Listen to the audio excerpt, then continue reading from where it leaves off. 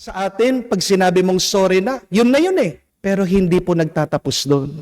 Mga kapatid, hindi natin mapapalambot ang puso ng mga nasaktan natin kung puro salita lang tayo. Amen?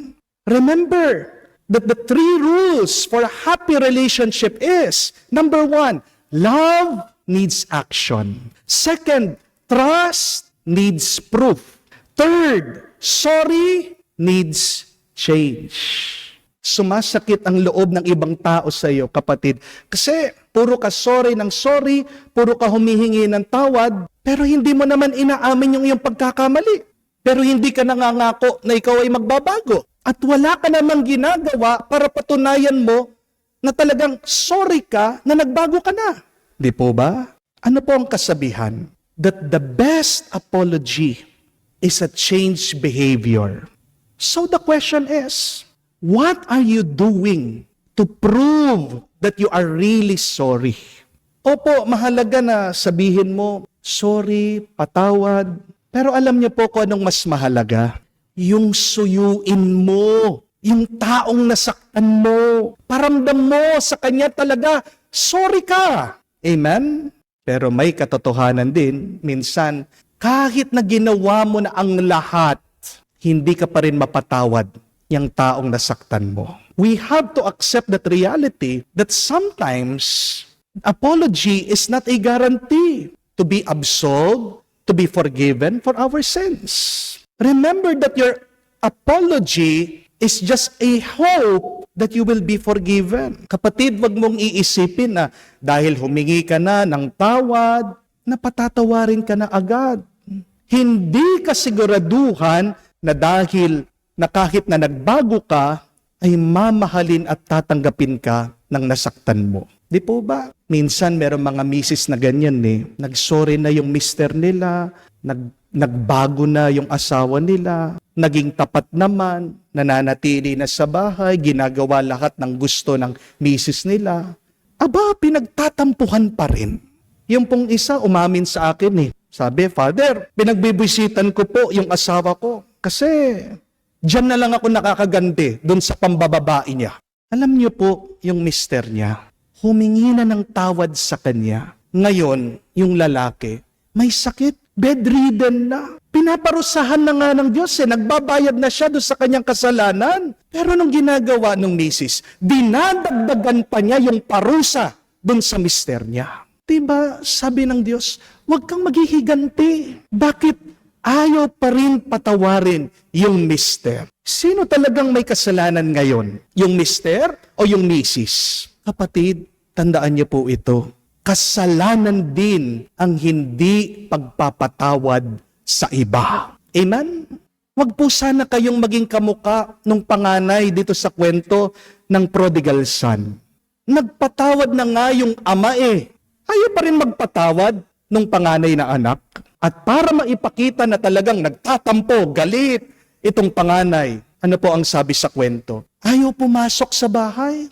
Nasa labas daw siya ng handaan. Ayaw niya makisama sa kasiyahan. Nagje-jelling-jelling. Alam niyo yung jelling? Jealousy. Nagseselos. Pero ang ganda po, no? Nung larawan, pinapakita sa atin, isang babala, isang paalaala. Ayaw pumasok sa handaan, noong galit, noong naiinggit, noong anak na nagseselos. Anong ibig sabihin nun? Ano po bang handaan pag pinag-uusapan sa Biblia? Ito po ay ang langit. Tandaan niyo po yun. Heaven is a banquet. Ibig po sabihin, kapag hindi ka nagpapatawad, kapatid, nasa labas ka ng langit. Kaya mag-ingat po kayo, mga kapatid. Kapag nagngingit-ngit ka sa galit, yan ang karanasan ng impyerno. Amen? What is heaven? It is an experience of love, joy, and acceptance. What is hell? It is an experience of anger, of sadness, and judgment. Kapatid, baka buhay ka pa, nasa impyerno ka na. Please, remove anger from your heart. You do not need to be jealous of other people. Please be like the father in the story. Forgive much. And you will experience heaven here on earth. Kung ang bunso naglustay ng kayamanan na pinagpagura ng ama, kabaliktaran yung ginawa ng ama. Siya naman naglustay ng pag-ibig, ng pagmamahal, pagpapatawad sa kanyang mga anak. Ang ibig po sabihin ng prodigal, aksaya. Sa taong nagmamahal, tandaan niyo po, walang sayang. Amen? Hindi nagsisisi ang taong nagmamahal na binigay niya ang buong sarili niya.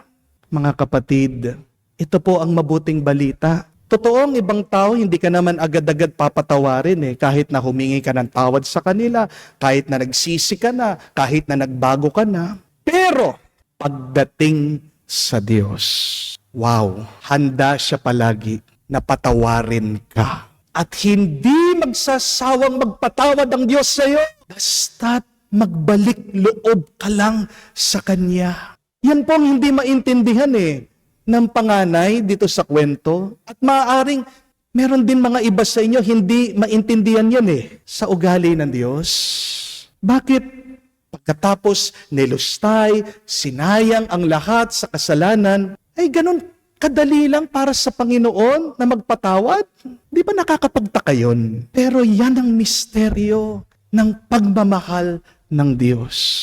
Hindi natin maunawaan yan kasi hindi tayo Diyos Kasi ang pagmamahal natin, pagmamahal ng tao lang. Pero subukan mo kapatid, magpaturo ka sa Diyos.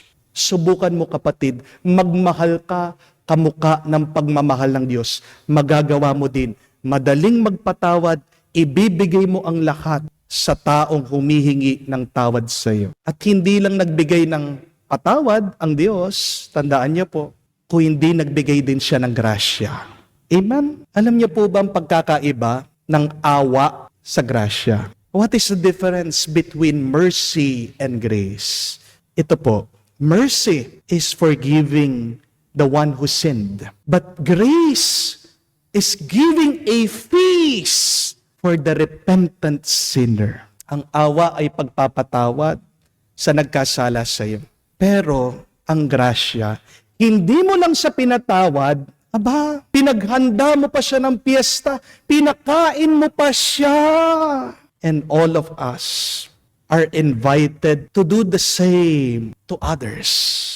My dear friends, do not only be merciful, but also be gracious.